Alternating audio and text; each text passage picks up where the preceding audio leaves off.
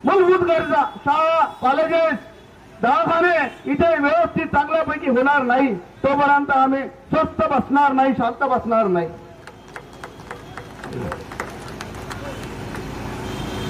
मित्रांनो, शेतकऱ्याचे हाल माहित आहे काय? 2013 मध्ये काँग्रेसचं सरकार होतं.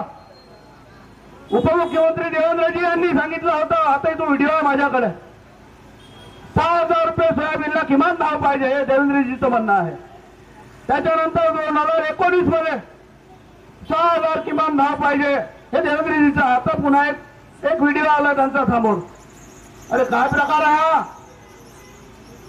अरे हरामखोर हो, अरे तुमची इमानदार सोच कुठे गेली? तुमची माणुसकी कुठे गेली? आमच्या कास्तकाराला तुम्ही का पिळून राहिले, का मारून राहिले? कारण काय सांगा तर काही. इंग्रजांची अपराध आहे. इंग्रज गेले गोरे, हे साले काळे तयार झाले. म्हणजे याच्यासाठी माझ्याकडे शब्दच नाही. याच्या करता कितीही बोललं शब्द नाही माझ्याकडे. काय बोलणार आहे मित्रांनो? येणाऱ्या 20 तारखेला